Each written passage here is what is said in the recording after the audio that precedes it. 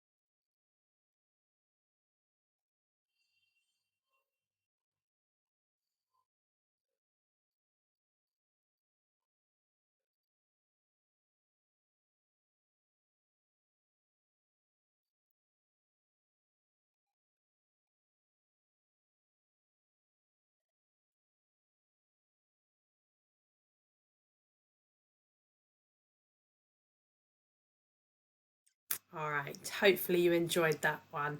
I think that message of the show must go on is a really powerful one, and I think we can see just from that video how much things like performances, etc., mean to people, particularly at this time. So, few questions to there. So, firstly, like I said, what do you think the show means to the girl and her family? Think about their reactions, that moment when she came home and announced it was her that had got the lead. Can you relate to any of the feelings in the video? Now, I know that every single one of you would have had disappointment this year, perhaps things that have been cancelled or rescheduled or made more difficult. And I think, yeah, it's a feeling that we've all experienced, and I think certainly helped me relate to that video a lot more. And yeah, this idea of what does the show must go on actually mean? Is it just talking about the literal show that went on, or could it mean something bigger? All right, so perhaps you can spend just a minute recording your ideas for that, and then a bit like yesterday, we are going to move on. I got two little activities for you. Okay, so if we're ready, let's go on to the first one. Which is to create your very own persuasive poster. Now, I mean, the fact that this girl's little sister put so much effort into putting on a performance, knowing how disappointed her sister was, got me right in the heart here anyway. But I thought she'd done a beautiful job of producing a poster for it. So, like her sister, I want you guys to create your own poster for the show. Now, two options. You could do it for the show in the video, or you could think about, and do you know what? This is actually something that Mrs. Elmore and her little sister used to do when we were younger, is we used to create posters for some very special performances that my parents were lucky enough to witness. Dance show, I think there was a clown show before. a magic show. Maybe you guys could do the same. Maybe you could create your own poster for a performance you could do at home. Things to remember: big, bold and bright, and think about persuading people to come and watch, okay? And get your art on. I mean, I love all the kind of 3D flowers that this girl's done, so perhaps you could do the same. All right, so if you want to pause me here, have a go at making your own poster or flyer, and then when you're ready to move on, we can do that. All right.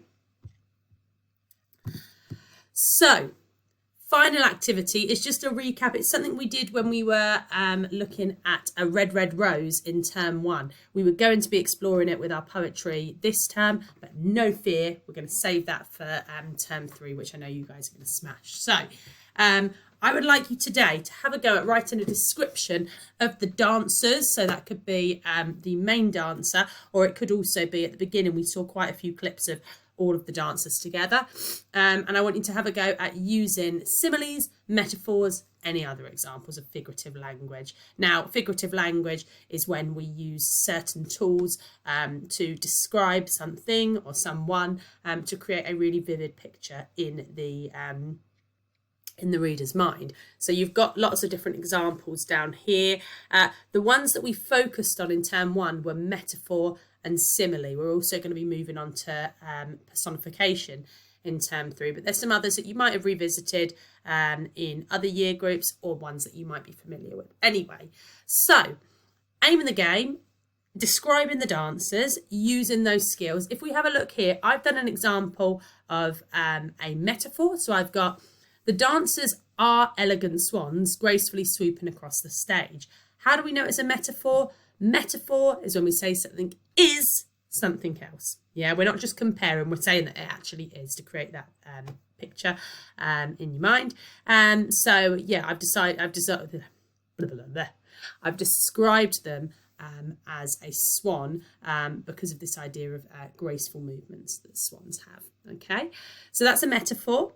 I've also gone for a simile. As elegant as a butterfly, the performer creates snow angels with her feet. And I was talking particularly about that moment at the end as she's kind of just beautifully moving across the snow-covered ground. And again, I've chosen a butterfly because butterflies, in my mind at least, are quite elegant creatures. So that's why I've made that simile, using as, or you could also use like. Yeah, so simile is where we compare. So if you've had a go at your poster now, you don't need to spend very long on this at all. Perhaps you spent less time on your poster and you want to have a bit of a longer try at describing.